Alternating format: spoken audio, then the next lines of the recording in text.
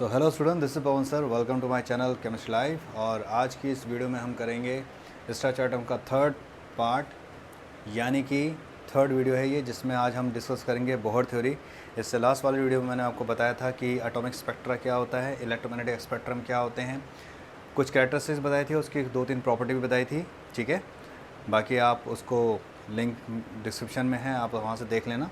तो मैं आगे बढ़ता हूँ, लेकिन मैं ये ज़रूर चाहूँगा कि आप वो वीडियो ज़रूर देखें, उसके बाद ही ये वाला वीडियो आपको और ज़्यादा समझ आएगा और इंटरेस्टिंग लगेगा। ठीक है, तो हम बात करते हैं बोहर थ्योरी की कि बोहर ने क्या कहा था। देखो, बोहर की थ्योरी क्या कहती है। बोहर मॉडल ऑफ एटम, ये बहुत ही महान साइंटिस्ट था, बहुत ही महान साइंटिस्ट था। इसने क्या कहते हैं, बहुत बड़े बड़े साइंटिस्ट को चैलेंज भी किया था। ठीक है, ऐसा कहा जाता है कि जो बोहर था उसका सबसे जो स्ट्रॉन्ग चीज़ थी वो था उसका कंसेप्चुअल पे होल्ड।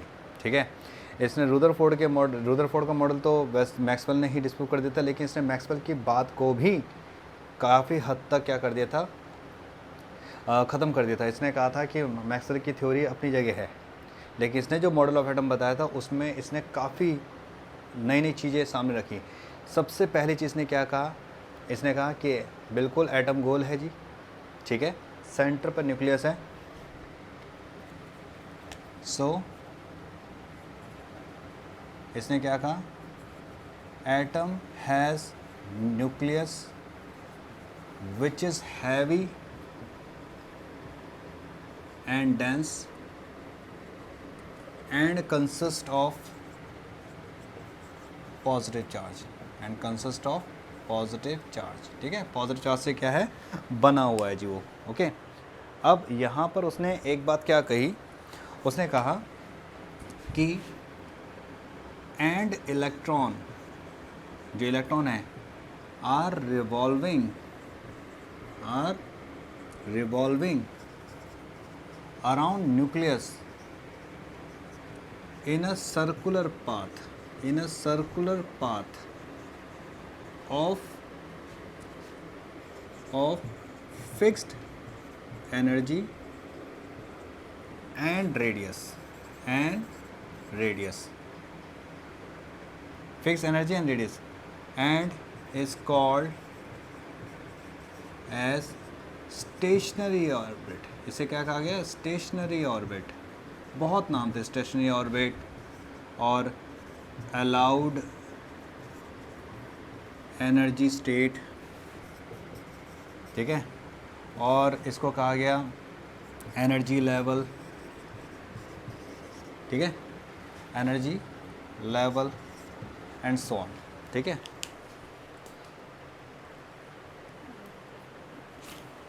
तो जी इसमें जो इसका हिसाब किताब बना वो ये कुछ ऐसा बना कि इसने ये कहा कि जो भी आपका जो ये है, जैसे, ठीक है, ये है न्यूक्लियस और ये इलेक्ट्रॉन है। अब ध्यान सुनो, इसने क्या क्या बात कही।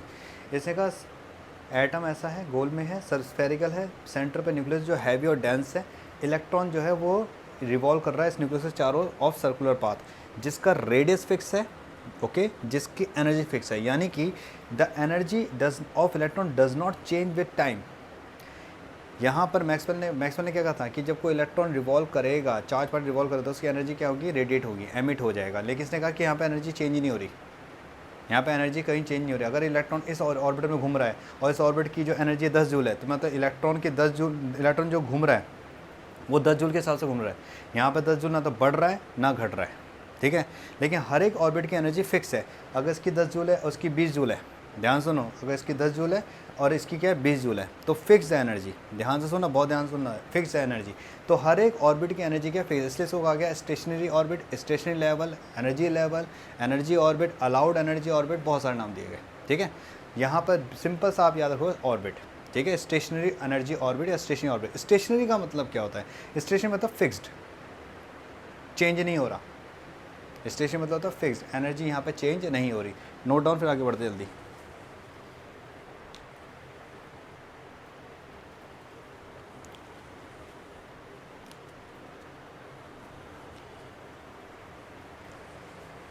चलो जी, अब आगे बढ़ते हैं हम।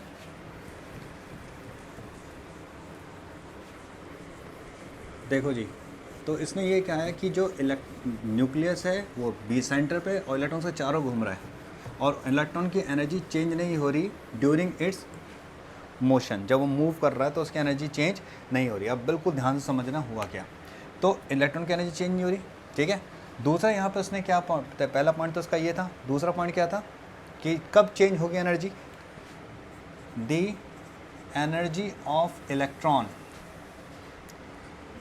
In an orbit is fix, ठीक है, but it can change whenever electron go from lower to higher energy level and vice versa, मतलब इलेक्ट्रॉन एनर्जी कब चेंज होगी, वो जब लोअर से हाई जाएगा तो एनर्जी चेंज होगी उसकी, और हाई से लो जाएगा तो एनर्जी चेंज होगी। नाउ यहाँ ध्यान दो, when electron go from lower to higher energy level,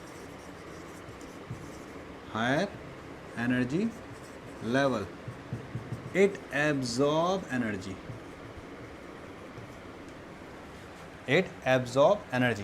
ठीक है। and if it go from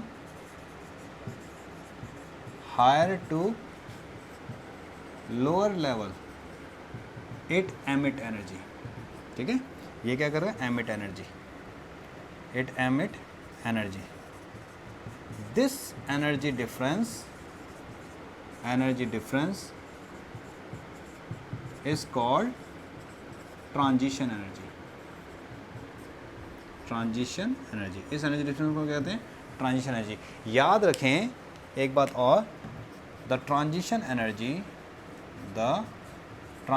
energy is stationary, यानी कि फिक्स्ड, ध्यान दो, और मतलब फिक्स्ड एंड नॉट कॉन्टिन्यूस, ठीक है। ये नहीं कि चेंज होती जा रही है, फिक्स्ड है।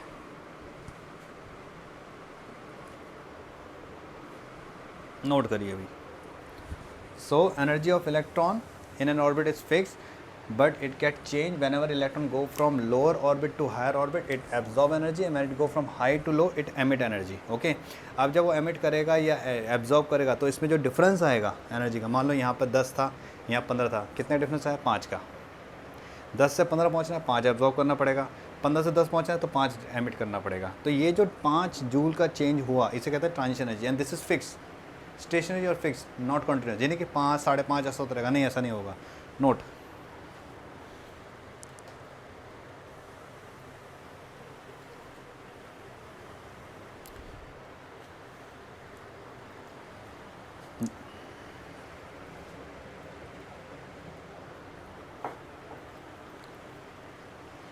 चलो भाई आगे बढ़ते हैं।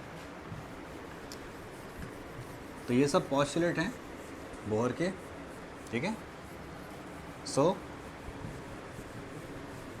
यहाँ पर बोहर की एक और चीज़ आई, जो आया, जो बहुत ज़्यादा इम्पोर्टेंट था उसका, ठीक है। ये क्या था, इसे कहा गया क्वांटाइजेशन कंडीशन, ठीक है, quantize condition of Bohr. Bohr ने एक क्वांटाइज कंडीशन दी। क्वांटाइज कंडीशन का मतलब क्या होता है, फिक्स्ड, चेंज नहीं हो रहा उसमें, there is no change. Quantize मतलब था fix, okay. First orbit fixed, second orbit fixed.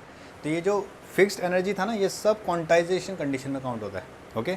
सो फिर रिपीट करता हूँ, एटम स्फेरिकल, center पर nucleus is heavy and dense, positive charge, okay, and the negative charge electron is revolving around the nucleus in circular path of fixed energy and fixed radius. Second, the energy of electron does not change with the time, it is fixed, ध्यान दो, it is fixed.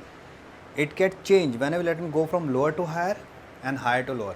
When electron tends to jump from lower to higher orbit, it absorb energy, and when it go from higher to lower orbit, it emit energy. and this energy difference called transition energy, but this is fixed again, stationary. The transition energy is stationary, fixed. Okay, it is not continuous, change नहीं होगा. Okay, this is all called quantization condition. ठीक है. एक और उसने बहुत अच्छी बात कही, उसने क्या कहा कि जब इलेक्ट्रॉन रिवॉल्व करेगा, इलेक्ट्रॉन उस ऑर्बिट में रिवॉल्व करेगा जिसमें उसका एंगुलर मोमेंटम जो होगा वो इंटीग्रल मल्टीपल ऑफ h/2π होगा. Electron will revolve in those orbit for which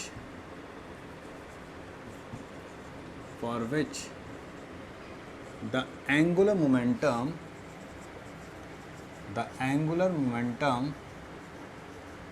is equal to the integral multiple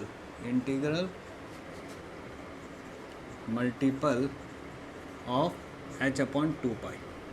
यानी कि जो एंगुलर मोमेंटम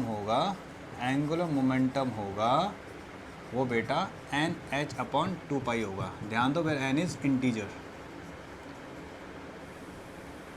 क्या है ये? इंटीजर. यानी n की वैल्यू 1 2 3 4 5, 2.3 नहीं, 2.45 नहीं, 2.6 नहीं, फुल इंटीजर्स है. 1 2 3 4. ओके. अब यहाँ पर जो इम्पोर्टेंट चीज़ थी वो ये थी एंगुलर मोमेंटम. एंगुलर मोमेंटम को बेटा हम L से नोट करते हैं. तो L होता है NH/2π और L होता है mvr. तो NH/2π. वैसे तो आपके फिजिक्स वाले टीचर ने बता दिया होगा, आपको पता भी होगा, फिर भी बता देता हूँ क्या होता है. जैसे ये है, ये सेंटर है बेटा, ये रेडियस है, ये इलेक्ट्रॉन है, ये इसका वेलोसिटी है. ठीक है, ध्यान से सुनना. ये रेडियस है. अब ये इलेक्ट्रॉन मूव कर रहा है. ठीक है, तो एंगुलर मोमेंटम क्या होता है बेटा? इसका एंगुलर मोमेंटम क्या होगा? एंगुलर मोमेंटम होगा रेडियस, ठीक है, इनटू मोमेंटम. एंगुलर मोमेंटम यही होता है ना, radius into momentum, radius into momentum. Okay. अब इसको अगर हम सॉल्व करें तो ये होता है बेटा आपका क्या लिख सकते हो आप इसको? mv. ठीक है, mv. और जब वेक्टर हट जाता है तो क्या आता है? rmv sin theta. अब यहाँ पर थीटा कितना है? 90 डिग्री है. ठीक है, यही होता है ना. ओके. r इंटू पी होता है ना, radius into the momentum. This is the angle. भाई एंगुलर मोमेंटम क्या होता है? एंगल का मोमेंटम. ठीक है, तो कितने एंगल का मोमेंटम हो रहा है? ओके. तो यहाँ पे जो मोमेंटम होता है क्या? mv, क्योंकि वेक्टर क्वांटिटी, वेलोसिटी एक वेक्टर क्वांटिटी है. ठीक है, तो वेक्टर जब हटता है तो क्या आ जाता है? एक आपका साइन आ जाता है, साइन थीटा आ जाता है. तो mv sin थीटा, क्योंकि थीटा 90 डिग्री है, तो ये हो जाएगा बेटा rmv sin 90. sin 90 बना होता है तो आ जाएगा rmv या mvr. ठीक है, तो mvr आ गया. तो ये आपका बहुत इम्पॉर्टेंट पार्ट. ठीक है, ये डी ब्रॉगली में भी यूज़ होगा, इसे दिमाग में रखना. Note down fast.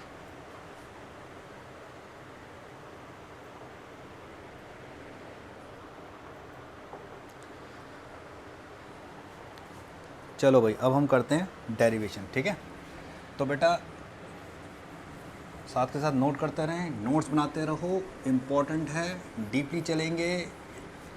ओके, हर चीज़ को दिमाग में रखना है, क्योंकि इसी के थ्रू ही आएगा एटॉमिक स्पेक्ट्रम का डेरिवेशन फॉर्मूला. ओके, देखो होता क्या है, बहुत ध्यान से देखना. जब इलेक्ट्रॉन रिवॉल्व किया, ये देखो ध्यान से देखो, ये है, ये न्यूक्लियस है. ठीक है, अब ये इलेक्ट्रॉन रिवॉल्व कर रहा है. तो जब इलेक्ट्रॉन रिवॉल्व करता है ना बेटा, जब इलेक्ट्रॉन ऐसे रिवॉल्व करता है, यूं यूं यूं रिवॉल्व करता है, इसको रिवॉल्व करने के लिए कौन फोर्स दे रहा है? वो दे रहा है electrostatic force. The electrostatic force of attraction of nucleus, ठीक है, is use by electron to revolve. Okay. अब ये जो फोर्स है ये किससे कंपनसेट हो रही है? सेंट्रीपिटल फोर्स से, क्योंकि इलेक्ट्रॉन न्यूक्लियस की तरफ जा रहा है. ठीक है, सेंट्रीपिटल फोर्स क्या होता है? The force which acts the particle to go towards the centre. ठीक है, तो यहाँ पर जो सेंट्रीपिटल फोर्स है वो इस इलेक्ट्रोस्टैटिक फोर्स ऑफ अट्रैक्शन के साथ क्या हो रही है? कंपनसेट हो रही है. आप सेंट्रीपिटल भी कह सकते हो, आप सेंट्रीफ्यूगल भी कह सकते हो, कोई फ़र्क नहीं पड़ता. दोनों सेम ही होते हैं, बस फ्यूगल क्या होता है अवे फ्रॉम द सेंटर होता है, पीटर मतलब टूवर्ड्स द सेंटर होता है। सो जैसे जो सोलर सिस्टम है उसमें क्या है, सन के चारों प्लांट क्यों घूम रहे हैं, किस फोर्स से घूम रहे हैं, ग्रेविटेशनल फोर्स से। तो उसका जो रोटेशन का जो एनर्जी मिल रही है उसको, घूमने की जो एनर्जी मिल रही है वो क्या मिल रही है, ग्रेविटेशनल फोर्स की वजह से मिल रही है।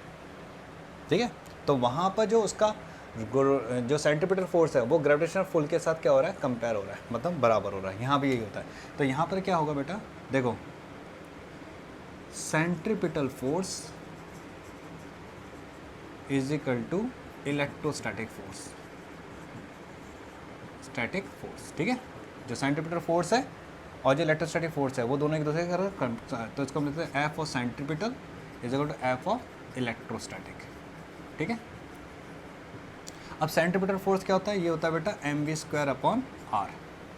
ठीक है, इक्वल टू में अब force of electrostatic force of attraction क्या होता है, देखो इनके बीच का रेडियस क्या है r, तो ये होता है बेटा 1/4 pi epsilon not q1 q2 upon में r²।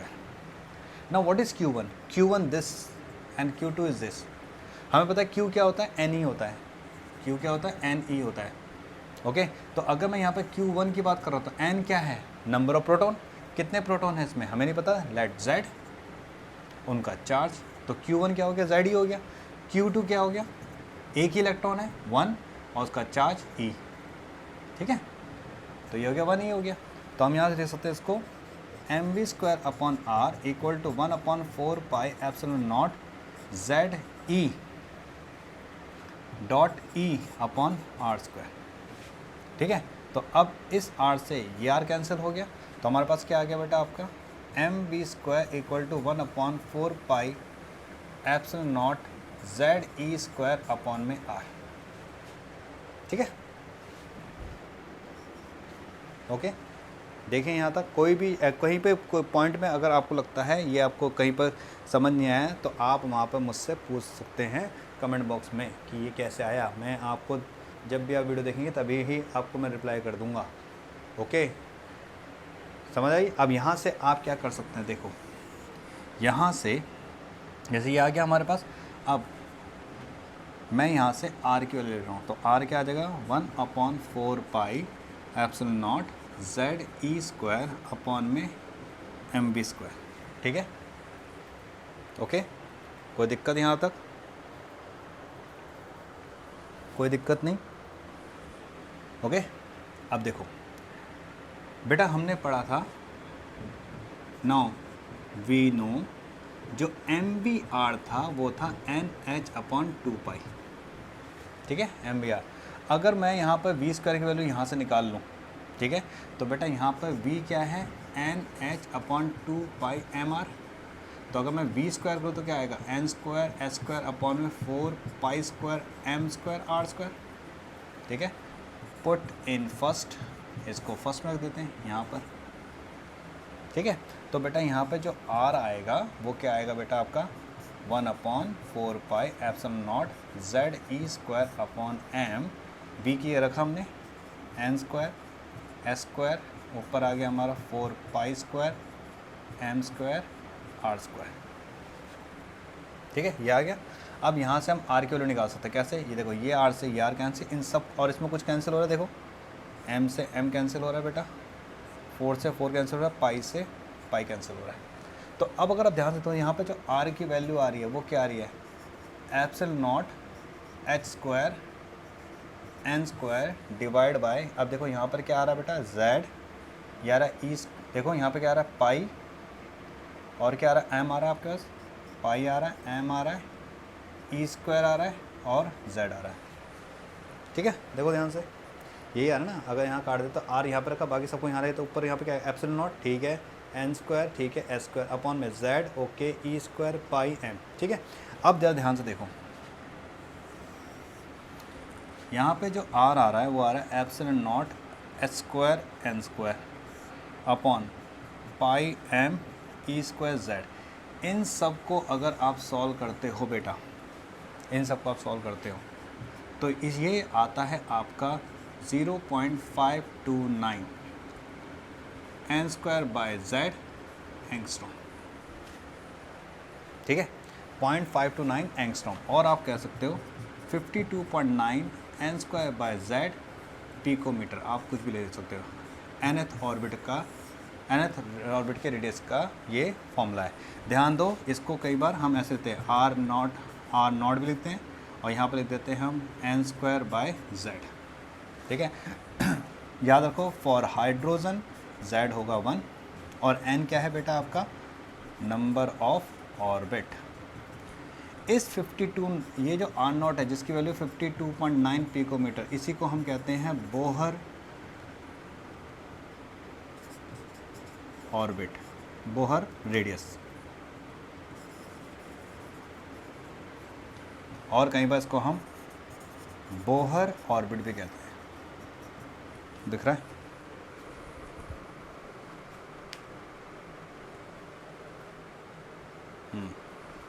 ठीक है, बोहर रेडियस या बोहर ऑर्बिट, साफ साफ लिख दूँ।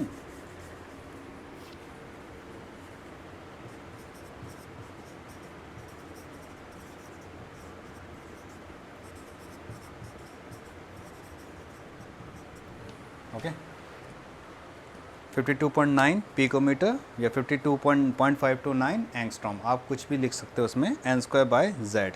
ठीक है, where N is number of orbit, R is atomic number, Z hydrogen का क्या रहेगा, 1 रहेगा। जल्दी नोट करो।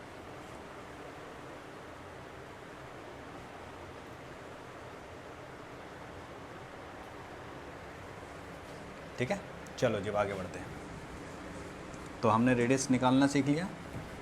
ठीक है, derivation is not very important, but मैंने इसलिए करा दिया ताकि आप लोगों को ये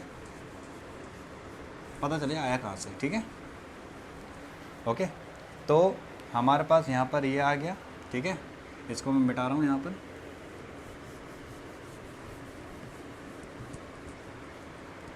ओके, अब देखो हम जानते हैं MBR होता है NH/2π। ठीक है, और अभी हमने बताया जो V होगा वो क्या होगा, NH/2πmR होगा। R की वैल्यू हम निकाल चुके हैं, तो यहाँ पर लिख सकते हैं NH/2πm, R की वैल्यू हमने रखा एप्सिलॉन नॉट S² n², ऊपर आ जाएगा पाई m E² z। देखो पाई से पाई कैंसिल हो गया यहाँ पर। ठीक है, m से m कैंसिल हो गया। ठीक है, और n से n, h से h, तो यहाँ पर हमारे पास v जो आ रहा है वो क्या आ रहा है, देखो ये आ रहा है हमारा E²/2 epsilon not h into n, और यहाँ z। ठीक है बेटा, h होता है प्लैंक कांस्टेंट। h क्या होता है बेटा यहाँ पर, प्लैंक कांस्टेंट। अगली वीडियो में हम डिस्कस करेंगे। वैल्यू होती है 6.626 10⁻34 जूल सेकेंड। ठीक है, तो अब इसको अगर आप इसको सॉल्व करो, ठीक है, अगर हम इसको सॉल्व करते हैं तो जो वेलोसिटी वो आती है 2.18 इंटू 10⁻6 मीटर पर सेकेंड z/n। तो इसको भी हम लिख सकते हैं Vn = V0 z/n, z is again atomic number, n is number of orbit. यानी फर्स्ट ऑर्बिट में अगर हाइड्रोजन एटम के फर्स्ट ऑर्बिट में जो स्पीड होगी इलेक्ट्रॉन की वो कितनी होगी, इतनी होगी। सेकेंड ऑर्बिट में कितनी होगी, तो n 2 रखेंगे हम यहाँ पर। अगर हाइड्रोजन एटम में तो Z1, हीलियम में तो Z2। ठीक है, और क्या कहते हैं, अगर आपका ये है लिथियम में तो Z3। याद रखें ये सिंगल इलेक्ट्रॉन सिस्टम के लिए एप्लीकेबल है, यानी कि जब इलेक्ट्रॉन 1 हो। अगर हम हीलियम लें तो हीलियम प्लस लेंगे हम यहाँ पर। ठीक है, लिथियम लें तो लिथियम 2 प्लस लेंगे, बेरिलियम 3 प्लस लेंगे, and so on. Note down fast.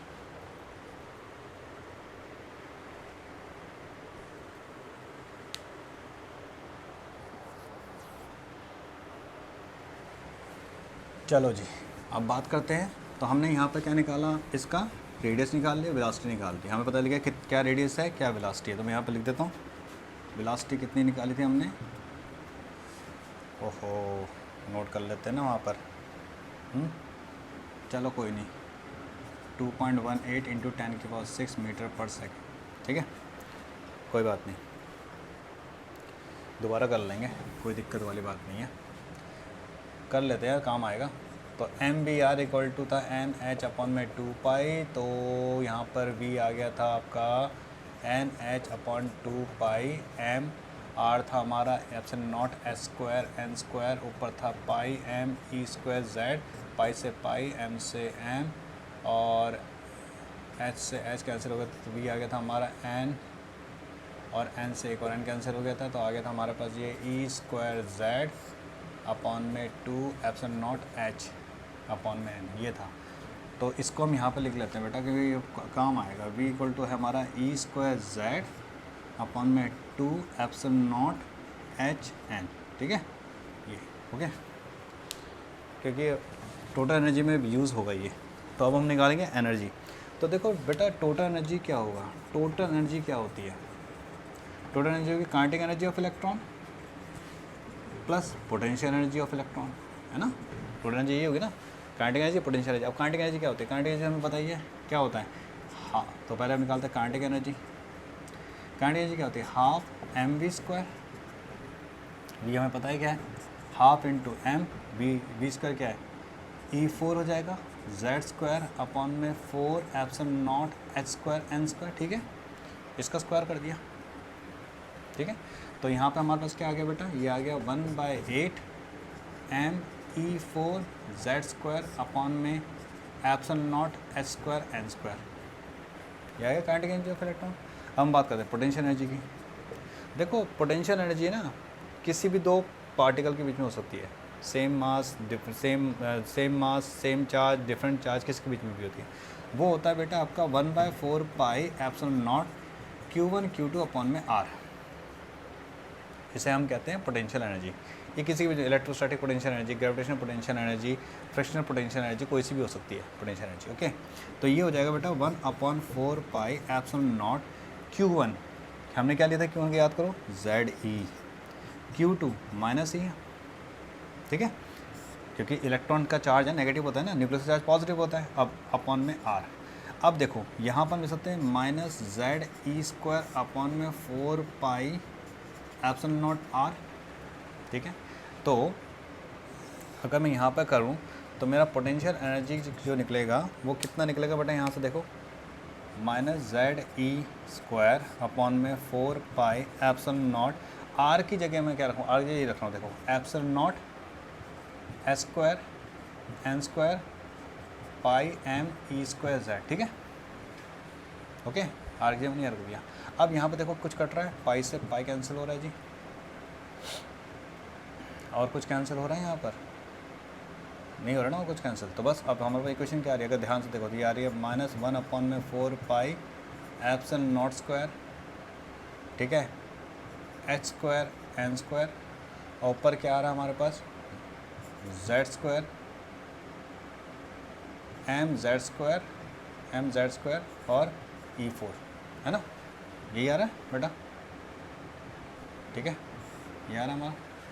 अगर आप ध्यान से देखो तो ये पोटेंशियल एनर्जी और काइनेटिक एनर्जी में फ़र्क क्या है, अगर सब कुछ सेम है, देखो एम जेड स्क्वायर E4 पाई, यहाँ पर क्या है, पाई तो कैंसिल हो गया ना, सॉरी, एप्सिलॉन नॉट, ठीक है, यहाँ पर एप्सिलॉन नॉट आ रहा है, यहाँ पर भी आपका हाफ एम वी स्क्वायर है ना, एम वी स्क्वायर है तो ये एप्सिलॉन नॉट का स्क्वायर हो गया ना, है ना।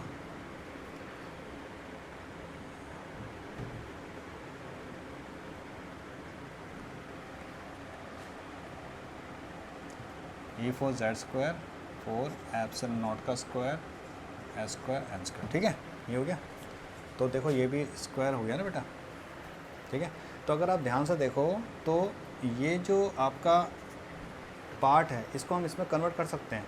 अगर मैं ऊपर 2 और नीचे 2 कर दूं तो ये क्या हो जाएगा, ये हो जाएगा -1/8 M Z square E4 upon में epsilon naught square H square N square into 2। तो अगर आप देखो तो ये जो वैल्यू है और ये वैल्यू दोनों सेम हो गई है, ठीक है, ये वैल्यू क्या हो गई आपकी, सेम हो गई है, ठीक है, यहाँ तक ठीक है।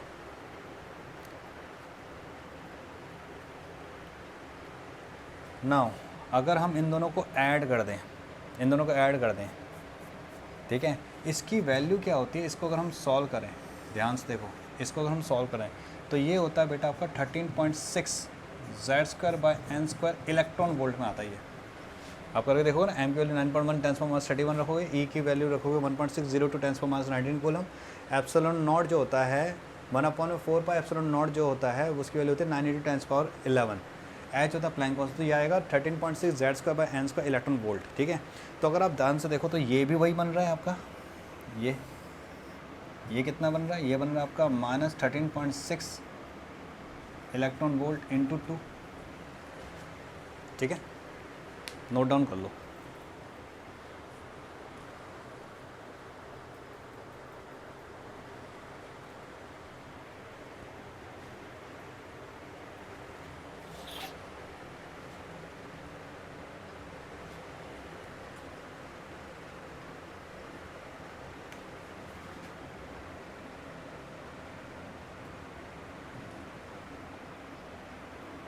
Z square by N square, Z तो डिफरेंट, जेड वेरिएबल है, एन भी वेरिएबल है ना, इसलिए ठीक है, अब सही है। तो जी ये करंट की एनर्जी होगी, पोटेंशियल एनर्जी होगी, इन दोनों को हम ऐड कर देते हैं, ठीक है। तो आप पोटेंशियल टोटल में ऐड कर देते हैं हम यहाँ पर।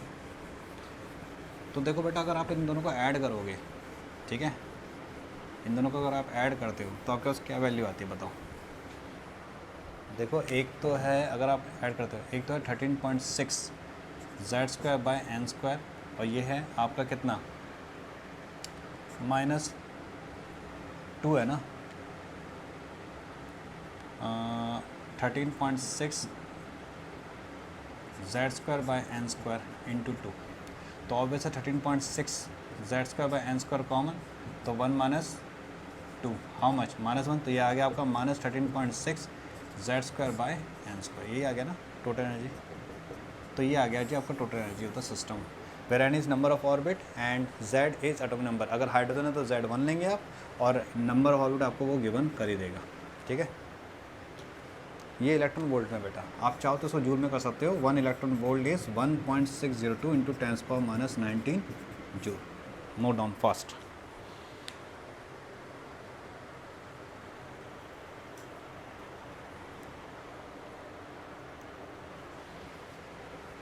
ठीक है, चलो अब हम बात करते हैं यहाँ पर।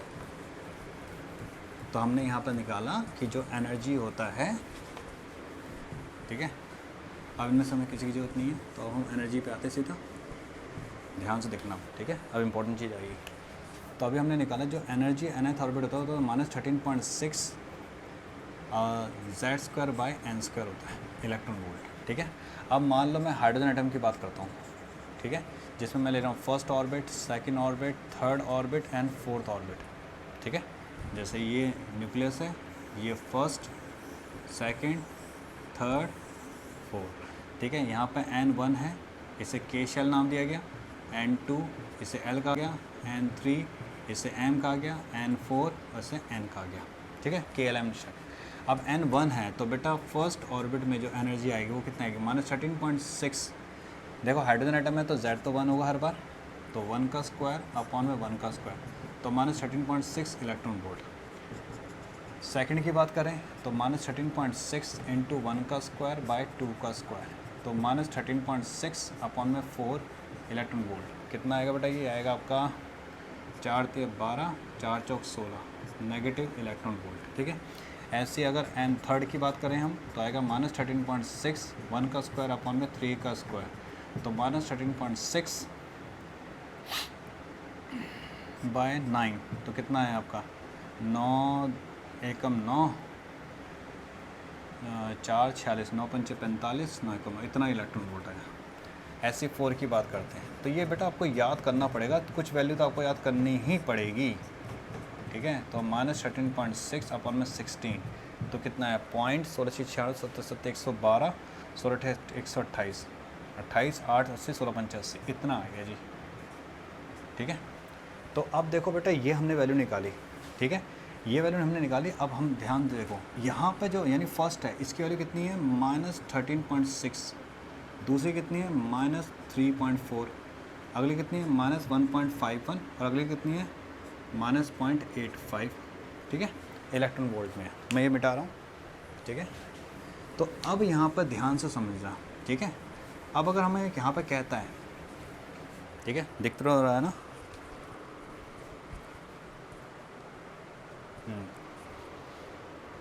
अब अगर हमें यहाँ पे वो कहता है कि ट्रांजिशन एनर्जी निकालो, तो कैसे निकालेंगे, तो डेल्टा ई होता है बेटा ई of N2 minus E of N1, ठीक है, सेकेंड टू फर्स्ट। तो ई ऑफ N2 क्या हो जाएगा यहाँ पर, अगर हम लेके चलते हैं तो यहाँ पर ई ऑफ N2 क्या हो जाएगा, minus 13.6 Z square bye N2 का square minus of minus 13.6 Z square upon में N1 का स्क्वायर। अगर मैं यहाँ पर 13.6 minus 13.6 Z square bye N2 square plus 13.6 Z square bye N1 square करूँ तो यहाँ पर 13.6 कॉमन आ रहा है, 1 अपॉन में N1 स्क्वायर माइनस 1 अपॉन में N2 स्क्वायर इंटू में जेड स्क्वायर। ये मेरा है transition energy which is fix stationary, ठीक है, दो डिफरेंट ऑर्बिट के लिए N1 से N2 के लिए। ओके, तो यहाँ पर हम डिफरेंट ऑर्बिट के लिए एनर्जी निकाल सकते हैं। ओके, नोट करिए।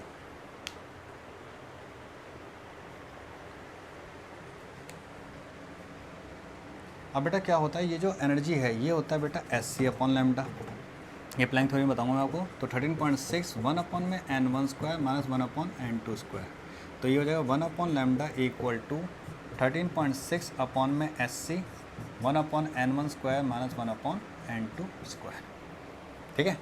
और ये इसे हम कहते हैं रिडबर्ग कांस्टेंट RH, क्या कहते हैं इसको हम, Rydberg constant 1 upon N1 square minus 1 upon N2 square into Z square Z square Z square, क्या कहते हैं इसको हम, रिडबर्ग कांस्टेंट, रिडबर्ग कांस्टेंट, ठीक है। यहाँ तक नोट करो, फिर आगे सीरीज बताते हैं।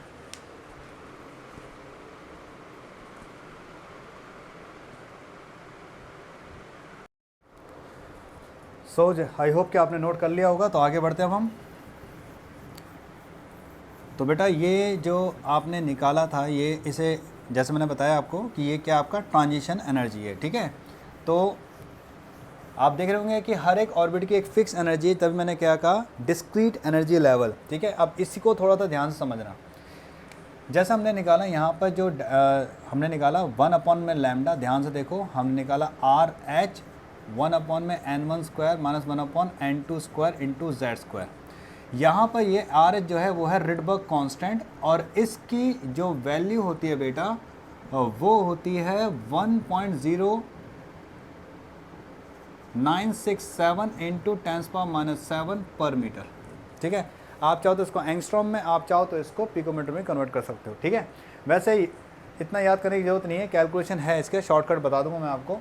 अब देखो बेटा, जैसे मान लेते हैं इलेक्ट्रॉन फर्स्ट में था, ठीक है, मान लेते हैं।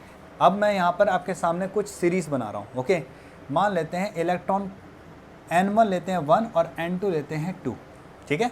ये ले रहे हैं हम जब इलेक्ट्रॉन सेकंड से फर्स्ट में आया, ठीक है, फर्स्ट से सेकंड गया, सेकंड से फर्स्ट में आया। क्योंकि इलेक्ट्रॉन फर्स्ट से सेकंड, सेकंड से फर्स्ट में क्यों आएगा, वो इसलिए जब इलेक्ट्रॉन फर्स्ट से सेकंड में जाएगा वो एनर्जी एब्जॉर्ब करेगा। लेकिन हायर एनर्जी में क्या होता है, इलेक्ट्रॉन अनस्टेबल होता है, तो अपने को स्टेबल करने के लिए वापस वो अपने लोअर एनर्जी स्टेट पे आता है। याद रखना, लोअर एनर्जी स्टेट हमेशा क्या होती है, हाईली स्टेबल स्टेट होती है। किसी की भी लोअर एनर्जी स्टेट क्या होती है, हाईली स्टेबल होती है, और higher energy state highly unstable होती है। Okay, higher unstable, lower stable. Okay, अच्छा, तो अब हम यहाँ पे लेके चल रहे हैं, जब N1 1 था, इलेक्ट्रॉन फर्स्ट ऑर्बिट N1, उसका फर्स्ट ऑर्बिट क्या था 1 और सेकंड ऑर्बिट क्या था 2, तो 2 से जब 1 में आएगा तो यहाँ पे जो आएगा लैम्डा क्या आएगा, देखो बेटा 1 अपॉन में lambda equal to RH 1 upon 1 का स्क्वायर माइनस 1 अपॉन 2 का स्क्वायर, ठीक है। Z यहाँ पर 1 का स्क्वायर है, क्योंकि हम यहाँ पे क्या ले रहे हैं, hydrogen atom, for hydrogen atom. ध्यान से समझना, क्योंकि हाइड्रोजन एटम के बारे में हम यहाँ पर डिस्कस करेंगे। तो बेटा यहाँ पर 1 अपॉन लैम्डा जो आएगा, बहुत ध्यान से देखें, RH इंटू में क्या आएगा 1 माइनस 1/4, यानी कि 3/4 आ जाएगा यहाँ पर, 3/4। तो यहाँ पर जो आपका लैम्डा आएगा वो आएगा 1 अपॉन में RH इंटू 4/3। बेटे 1 अपॉन RH जो होता है वो होता है 1 अपॉन में 1.0967 इंटू 10⁻⁷ मीटर। इसको अगर आप सॉल्व करोगे तो बेटा ये लगभग 912 एंगस्ट्रॉम आएगा। इसको एंगस्ट्रॉम में कर रहा हूँ मैं, क्योंकि नॉर्मली एंगस्ट्रॉम में दिया जाता है।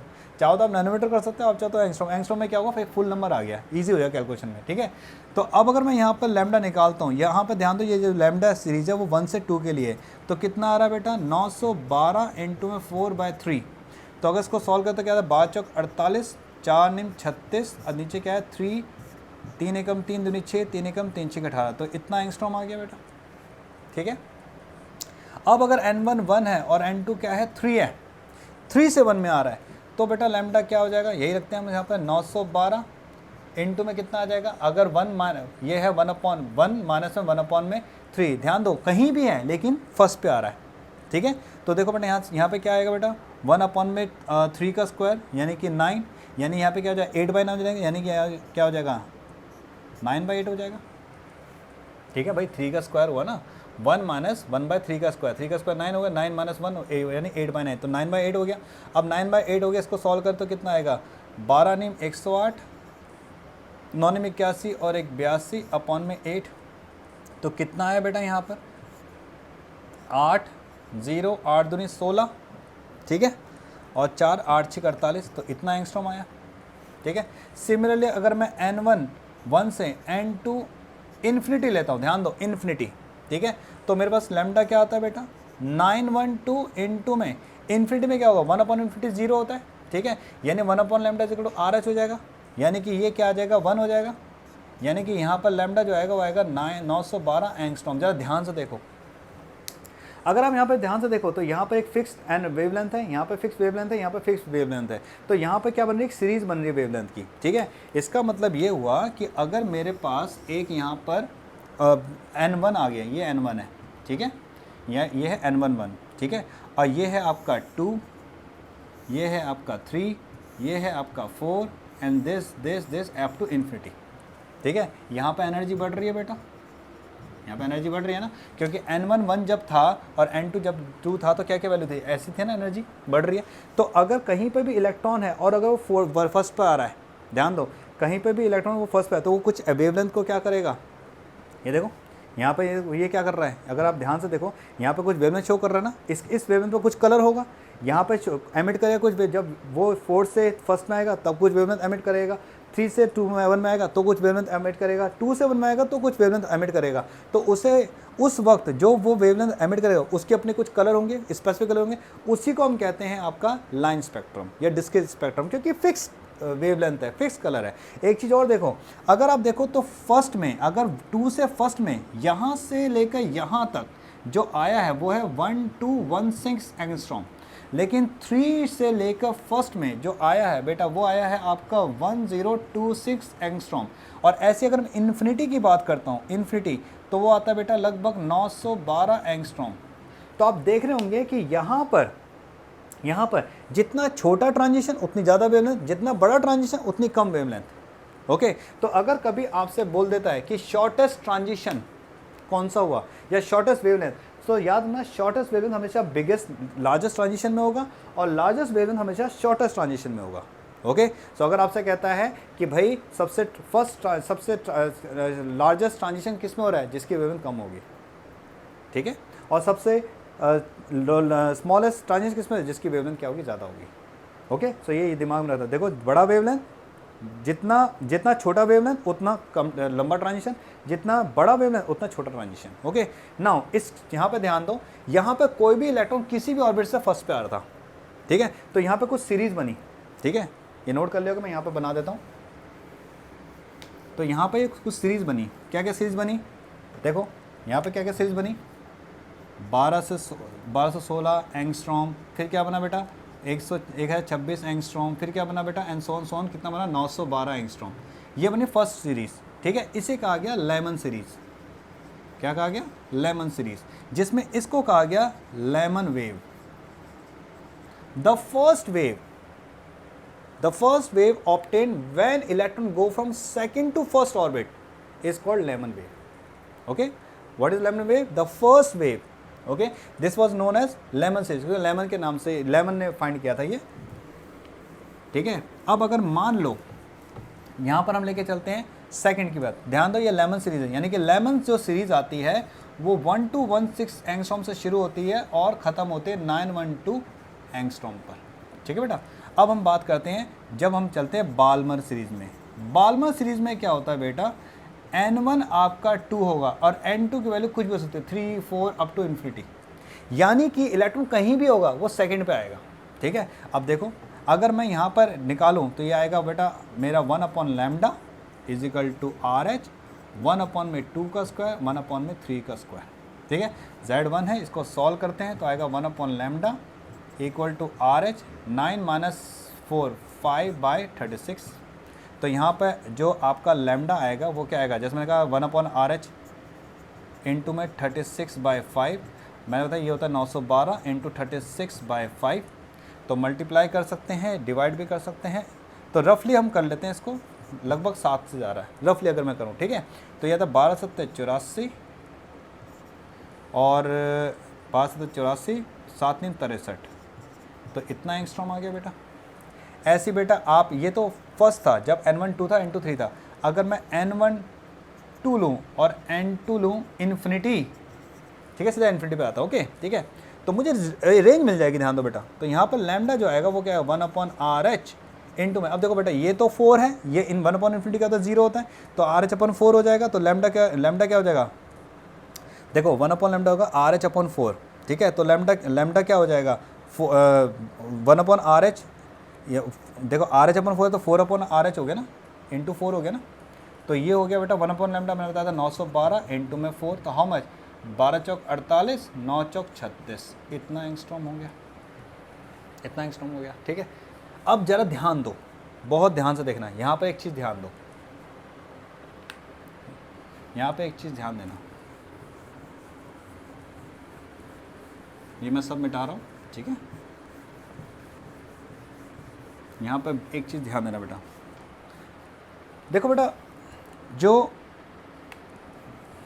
बाल्मर सीरीज थी, बाल्मर की जो सीरीज थी, जो बाल्मर की वेव की बनी थी, उसकी रेंज क्या थी, उसकी रेंज थी, देखो इसमें क्या था 1216 से 912, ठीक है। आप चाहो डिक्रीजिंग करो या इंक्रीजिंग करो, जैसा आपको पता है किसी रेंज में कर सकते हो, स्पेक्ट्रम बनेगा, ये भी स्पेक्ट्रम बनेगा।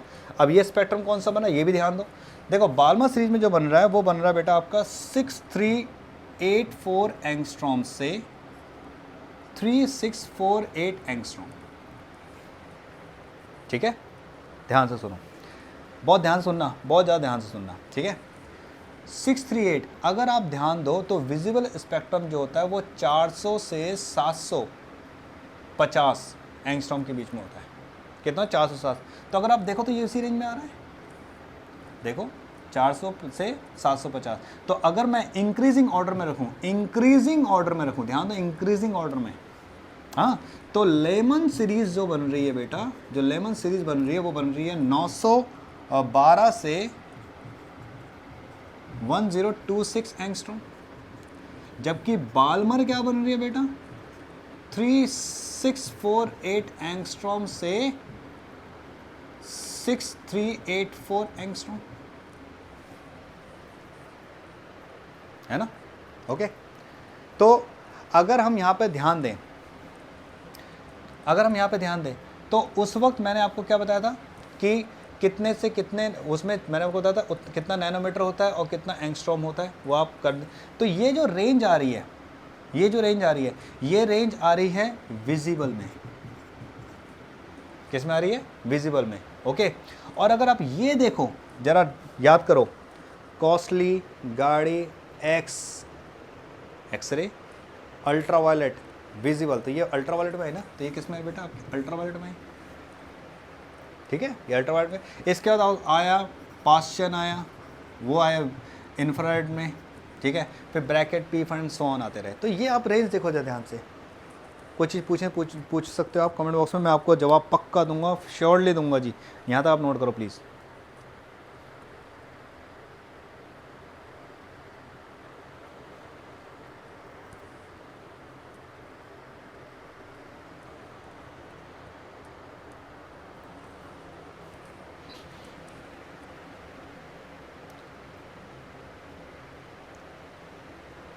विजिबल की जो रेंज मैंने जैसा आपको बताया था 400 से 750 नैनोमीटर और 4000 से 7500 यानी कि 4000 to 7500 एंगस्ट्रॉम के बीच में होता है। तो अगर आप देखो तो उसी रेंज में आ रहा है बेटा, ठीक है।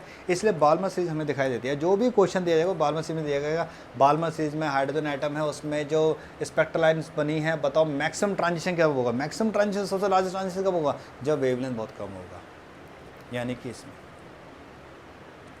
शॉर्टेस्ट ट्रांजिशन कब होगा, जब वेवलेंथ ज़्यादा होगा, यानी कि इसमें। तो ये चीज़ आपने ध्यान रखनी है। सो आई होप आपको यहाँ तक समझ आ गया होगा। एक और टॉपिक हम किसमें निपटा देते हैं, कवर कर देते हैं, जो है स्पेक्ट्रल लाइन्स अगर हमें फाइंड करनी है तो, कि कितनी स्पेक्ट्रल लाइन्स बनेगी।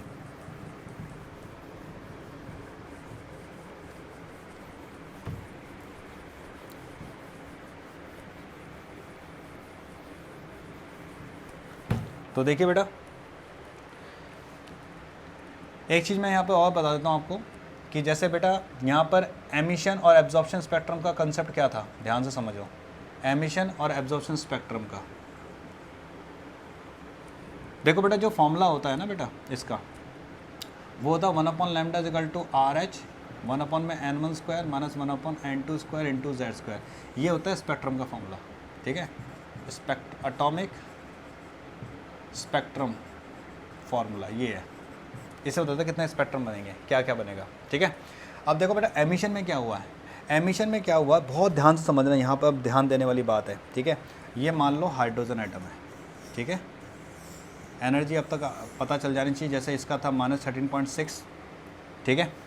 इसका कितना था आपका -3.4 वोल्ट इलेक्ट्रॉन वोल्ट। अगले का क्या था 9 दूनी 18, 9 एकम 9, 9 पंचे 45, इतना इलेक्ट्रॉन वोल्ट, इतना था। अब ध्यान से सुनना, एमिशन में क्या हुआ, ये हाइड्रोजन एटम है, आपने इस इलेक्ट्रिक फील्ड दी, ठीक है। इलेक्ट्रिक फील्ड दी तो मान ले ये इलेक्ट्रॉन यहाँ से यहाँ आ गया, इलेक्ट्रिक फील्ड ली, उसने कुछ एनर्जी को एब्जॉर्ब किया और वो इलेक्ट्रॉन यहाँ से यहाँ आ गया। ध्यान से सुनना, यहाँ से यहाँ आ गया इलेक्ट्रॉन, यहाँ आ गया। अब ये अपने हायर स्टेट में है तो ये क्या हो गया, अनस्टेबल हो गया। तो ये वापस जब अपने ओरिजिनल स्टेट में जाएगा तो यहाँ पर ये क्या करेगा, कुछ एनर्जी रेडिएशन एमिट करेगा बेटा, रेडिएशन एमिट करेगा। और ये जो रेडिएशन होगा उसका एनर्जी, उसकी एनर्जी कितनी होगी, इनका डिफरेंस देखो, इसका कितना है -13.6 और इसका कितना है -3.4, क्या डिफरेंस आ गया। अगर आप इसका डिफरेंस करते हो, दिस माइनस दिस, कोई डिफरेंस आएगा, ठीक है। कितना आएगा, 6 में 4 गया 2, 13 में से 3 गया 10, तो कितना आएगा, लगभग 10.2 इलेक्ट्रॉन वोल्ट एनर्जी आएगी। इस एनर्जी में SC/λ करके लैम्डा आ जाएगा आपका। समझ आ रही बात, नहीं आ रही। इसने जब इतना एनर्जी डिफरेंस आया तो इस एनर्जी डिफरेंस में जो भी वेवलेंथ निकलेगी वो उसी का ही वो कलर नजर आएगा। समझ आई बात, नहीं आई, ठीक है। ध्यान से सुनो, बहुत ध्यान सुनना जो मैं बता रहा हूं। यहाँ पर 10.2 इलेक्ट्रॉन वोल्ट की उसने एनर्जी एमिट की। उस एनर्जी में जो भी रेडिएशन था, उस रेडिएशन की जो वेवलेंथ थी वही वहां पर स्क्रीन पर नजर आई, ठीक है। ओके, मान लेते हैं यहाँ पर जो लैम्डा आया वो 10.2 मान लेते, 10.2 एंगस्ट्रॉम का था, मान लेते हैं, ठीक है, मान लेते हैं 9.2 एंगस्ट्रॉम का था। अब ध्यान से सुनो, एब्जॉर्प्शन में क्या हुआ, एब्जॉर्प्शन में क्या हुआ, वहाँ भी यही कहानी थी, ये सेम कहानी थी, वही -13.6 इलेक्ट्रॉन वोल्ट, वही -3.4 इलेक्ट्रॉन वोल्ट, वही -1.51 इलेक्ट्रॉन वोल्ट। अब क्या हुआ, यहाँ से लाइट पास हुई बेटा, लाइट पास हुई। लाइट पास होने के बाद इसको इलेक्ट्रॉन को यहाँ तक पहुँचने कुछ एनर्जी चाहिए थी। ध्यान से सुनो, इस इलेक्ट्रॉन को यहाँ से यहाँ तक पहुँचने कुछ एनर्जी चाहिए थी, कुछ वेवलेंथ चाहिए थी। तो उसने क्या किया, इस लाइट के उतना ही एनर्जी लिया जितना उसको यहाँ से यहाँ तक के लिए चाहिए था। अब यहाँ से यहाँ तक के लिए कितनी एनर्जी चाहिए थी, उसको इतनी एनर्जी चाहिए थी। ध्यान सुनो, यानी इतना वेवलेंथ उसको चाहिए था। तो इतना वेवलेंथ उसने क्या कर लिया, 10.2 एब्जॉर्ब कर लिया और रेस्ट बाहर निकाल दिया। ध्यान से सुनो, रेस्ट बाहर निकाल दिया। समझ गए बात को। तभी मैंने वहाँ पर बताया था कि एमिशन में कुछ कलर्स नज़र आए और बाकी नज़र नहीं आए। एब्जॉर्प्शन में क्या हुआ, मैक्सिमम नज़र आए, कुछ कलर नजर। तो यहाँ पे क्या हुआ, जैसे यहाँ पर वाइट लाइट के 7 कलर थे, ठीक है। अब मान लो इसमें ध्यान से सुनो, इसमें क्या हुआ, जैसा हाइड्रोजन एटम ने क्या किया, सिर्फ वॉलेट कलर को ले लिया, वॉलेट कलर की एनर्जी को एब्जॉर्ब किया और उसी को एमिट कर दिया, क्योंकि वॉलेट कलर की वेवलेंथ ले ली उसने, उसी को क्या कर दिया, एमिट कर दिया। समझ गए, वॉलेट कलर का जो रेडिएशन था ना वेव, उतना वेवलेंथ दिया, उस वेवलेंथ को उतनी एनर्जी ले ली, और जितनी एनर्जी ली उस एनर्जी में मान लेते हैं इन वॉलेट कलर था, मान लो वॉलेट कलर था, तो वो क्या एमिट करेगा, सिर्फ वॉलेट कलर वहाँ पर एमिट करेगा।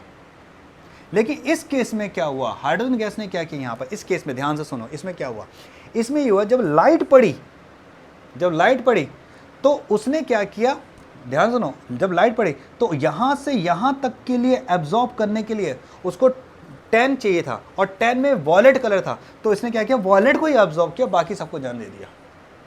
समझ आई बात या नहीं आई? ठीक है, तो इसीलिए इसको और इसमें इन दोनों सबसे बड़ा फर्क ये है। एमिशन में क्या होता है, यहाँ पर वो जितनी एनर्जी को एब्जॉर्ब कर रहा है, जिस डिफरेंस ऑफ एनर्जी को एब्जॉर्ब कर रहा है, जो डिस्क्रीट है, जो फिक्स्ड है, स्टेशनरी है, और उसी एनर्जी का क्या कर रहा है, वो रेडिएशन शो कर रहा है। उसमें हो सकता है 1 कलर हो सकता है 2 कलर हो, 10 कलर हो, लेकिन यहाँ पर वो उतनी ही एनर्जी के चीज़ को एब्जॉर्ब कर रहा है, बाकी सबको जाने दे रहा बेटा। इसलिए इसको एब्जॉर्प्शन स्पेक्ट्रम कहा, क्योंकि इसने एब्जॉर्ब करने के बाद छोड़ दिया, इसने एमिट किया हुआ है उस रेडिएशन का। तो दिस इज़ द डिफरेंस। तो ये बहुत बड़ी तरह समझाया बोर ने। बट यहाँ पर भी इसका एक नेगेटिव था, वो ये था कि ये मल्टी इलेक्ट्रॉन सिस्टम के लिए एप्लीकेबल नहीं था, जो हम नेक्स्ट वीडियो में डिस्कस करेंगे। ठीक है, नोट डाउन कर लो। स्पेक्ट्रल लाइंस बताता हूँ एक मैं, उसके इसको इस वीडियो को मैं बंद करता हूँ, मतलब ओवर करता हूँ। ठीक है, वीडियो काफ़ी लंबी हो गई है, बट आई होप आपको ईच एंड एवरी कंसेप्ट समझ आ गया होगा। ठीक है, अब आपको पता लगा होगा बाल्मर सीरीज क्यों बनी, क्यों विजिबल कहते हैं उसको, लेमन को क्यों अल्ट्रावायलेट कहते हैं। ठीक है, रटने की जरूरत नहीं है, अब आप बता सकते हो। ठीक है, हालांकि इतने कैलकुलेशन की ज़रूरत नहीं है, बट मैं चाहता हूँ आपको सब कैलकुलेशन पता हो। ओके, चलो जी, अब हम बढ़ते हैं आगे। तो नेक्स्ट आपका जो आता है बेटा, वेरी वेरी वेरी इंपॉर्टेंट, वो क्या आता है समझो। अब मान लो ये फर्स्ट है, ये है n1 equal to 1, n1 equal to 2, n3 equal to 3, ऐसा ले लेते हैं। ठीक है, देखो बेटा, मान लेते हैं इलेक्ट्रॉन कहीं यहाँ पर है। ठीक है, अब अगर वो यहाँ से यहाँ आता है तो कितनी स्पेक्ट्रल लाइंस बनाएगा, कितने वेव्स छोड़ेगा, कितने रेडिएशन छोड़ेगा, क्योंकि हर एक की एनर्जी फिक्स है। देखो, तो डिफरेंस भी फिक्स होगा, तो फिक्स होगा वेवलेंथ, फिक्स वेव होगी। ठीक है ना, मतलब कितने तरह की वेव पॉसिबल है, कितने तरह के स्पेक्ट्रल लाइंस पॉसिबल है। स्पेक्ट्रल लाइंस कहते हैं इसको, अभी बताया ना, स्पेक्ट्रा मतलब कलर के अरेंजमेंट। अब देखो बेटा, अगर इलेक्ट्रॉन यहाँ पर है तो पहली पॉसिबिलिटी क्या है कि वो यहाँ से यहाँ तक जाएगा, यानी कि वो एक ही एच देगा। दूसरा क्या होता है, ये इलेक्ट्रॉन यहाँ आ जाए, 2, ये इलेक्ट्रॉन यहाँ आ जाए, 3, ये इलेक्ट्रॉन यहाँ आ जाए, 4, या हो सकता है यहाँ से इलेक्ट्रॉन यहाँ आ जाए, 5, या हो सकता है ये यहाँ से इलेक्ट्रॉन यहाँ आ जाए, 6, या हो सकता है यहाँ से ये इलेक्ट्रॉन आ जाए, 7, या हो सकता है यहाँ से यहाँ आ जाए, 8। ठीक है, और क्या हो सकता है, यहाँ से यहाँ, 9, है ना। एक तो ये हो जाएगा, ठीक है, एक ये हो जाएगा, एक ये, ठीक है। और क्या हो सकता है, हो गया ना ये, ठीक है। और क्या हो सकता है, या क्लियर है। और क्या हो सकता है बेटा, और क्या हो सकता है, और हो सकता है कि यहाँ से यहाँ आ जाए, है ना। तो अगर देखो कितनी स्पेक्ट्रल लाइंस बन रही है, 1 2 3 4 5 6 7 8 9 10 स्पेक्ट्रल लाइंस बन रही है जब n5 था। ठीक है, तो अगर मुझे इसको सॉल्व करना है तो इसका एक फॉर्मूला है, नंबर ऑफ स्पेक्ट्रल लाइंस होता है n इंटू n-1/2। ठीक है, ओके। और आप इसको लिख सकते हो n2 माइनस n1 ब्रैकेट में n2 माइनस n1 प्लस 1/2, कोई सा भी कर सकते हो। n2 फाइनल स्टेट होती है, n1 इनिशियल स्टेट होती है। मैं दोनों से करके दिखाता हूँ। जैसे यहाँ पे n1 1 था बेटा, ठीक है, और n2 कितना था 5। यहाँ पे n होता फाइनल स्टेट। चलो इस फॉर्मूले से करते हैं, 2 फॉर्मूले, पहले फॉर्मूले से करके दिखाता हूँ मैं आपको। तो अगर इसके फॉर्मूले से करके दिखाता हूँ तो 5 इंटू 5 माइनस 1/2, तो 5 इंटू 4/2, 2 to the 4 10। तो 10 स्पेक्ट्रल लाइन से बिल्कुल सही है, यहाँ पे 10 ही आ रही है, करके देख सकते हो। 1 2 3 4 5 6 7 8 9 10। और अगर आप इसके थ्रू करना चाहते हो, इसके थ्रू, तो n2 क्या 5 माइनस n1 क्या 1, 5 माइनस 1 प्लस 1/2, तो 4 इंटू 5 कितना हो जाएगा (2) 10। किसी भी तरीके से कर लो आप, कोई भी तरीका कर लो, आपकी मर्ज़ी है। ठीक है, तो इस तरह स्पेक्ट्रल लाइन्स आप निकाल सकते हो, ठीक है। तो बेटा जब कभी भी आपको क्वेश्चन दे दे तो आप इस तरह करोगे। आई होप आपको आज की वीडियो पसंद आई होगी और आपने नोट्स अच्छे बनाए होंगे, आप समझ गए होंगे। कोई भी आपके डाउट्स हो बेटा, ask me in the comment box, I will definitely reply to you, okay. बस कीप वर्किंग हार्ड, कंसेप्चुअली चलो, समझ के हर चीज़ चलो, ठीक है बेटा, समझ के चलो, क्योंकि आगे ये क्या 11th क्या आपका बेस है बेटा, इसको स्ट्रॉन्ग बनाओ, ओके। चलो see you in the next video.